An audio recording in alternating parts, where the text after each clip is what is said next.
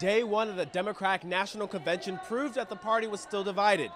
Here in Philadelphia, the Eagles weren't the only prominent bird. On the second day of the convention, the Democrats plan on making history by nominating Hillary Clinton to be the first woman on top of a major U.S. ticket party. Reporting from the Wells Fargo Center in Philadelphia, I'm Dyuce Woodson, CBS News. Welcome to CBS This Morning. I'm Dyuce Woodson. We begin this out with life after terror and fear. 1 month after a gunman stormed an Orlando nightclub, killing 49 people and wounding 53 others, the LGBT community in particular has been personally affected and is dealing with the trauma. Avery Travis is here now to tell us more. Avery? Layoffs hit a record low in June, down 1.1 for the month, but the same Labor Department report shows the rate of hiring has failed to improve, even though the number of job openings has increased. The Dow lost 37 and the NASDAQ was down 20. The world's biggest advertiser is scaling back its use of targeted Facebook ads.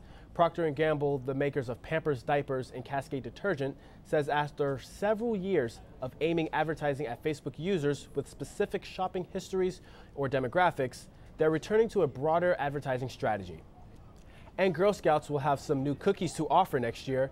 2 s'more-themed cookies were announced today. One sports a crispy graham dipped in creme icing and covered in chocolate. The other is a graham sandwich with chocolate and marshmallow filling.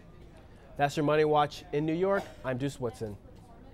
On the eve of the 2016 Democratic National Convention, the Democrats have a new email scandal to address.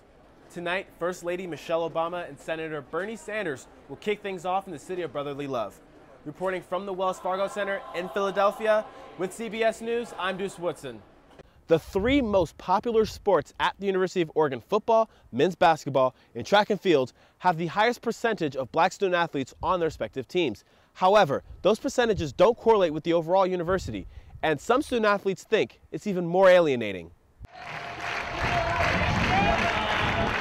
Combining the total number of players on the 3 teams mentioned earlier, there are roughly 217 student athletes. Of the 217, 39% are black. The percentage might not seem that high. However, considering the overall U of O student body, black students make up just under 2% of the 24,000 plus students. We talked to a football player who wished to be kept anonymous, and he said, "I get asked all the time if I'm a football player, even when I'm not wearing anything football related." This kind of questioning isn't limited to just athletes either. People would literally try to convince me that I was on the team. Senior advertising major Isaac Bell is not and has never been an athlete for the school. However, he says he was mistaken for an athlete throughout his entire first year of school. After a whole year, like, y'all should know I'm not on the team. And this isn't just students, this is faculty as well. Bell believes with the prominence of athletics mixed with the lack of black students, it creates a racist implication. When you create a reputation and you're telling people that you're a diverse university in that sense, especially when you're trying to get more black people, by having that disproportionality, you're telling people who are black, don't come here unless you're playing sports. Bell and the anonymous player both agree hiring more black professors and changing a racist past is a step in the right direction towards trying to increase the black student body population. They also agree that the university is still far from where many would expect. After many months of consideration, the U of O changed the name from Dunn Hall to Cedar Hall, named after Frederick Dunn, who was a former active member of the KKK.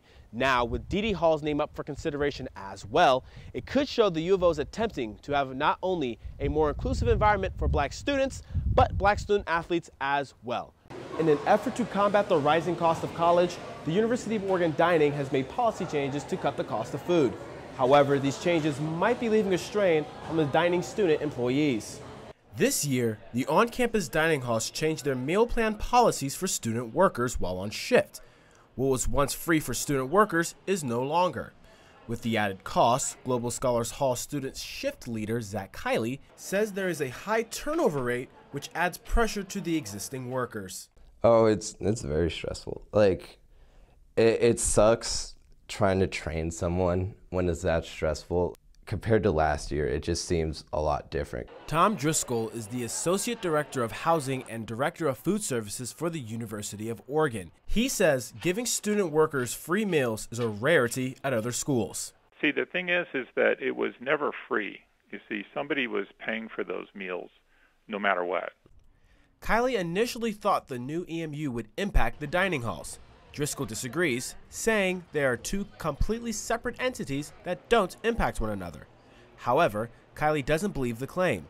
He and his other co-workers are planning to possibly take matters into their own hands. We're going to try to compromise with him, and hopefully he'll see things through, and if he doesn't, we're planning on walking out.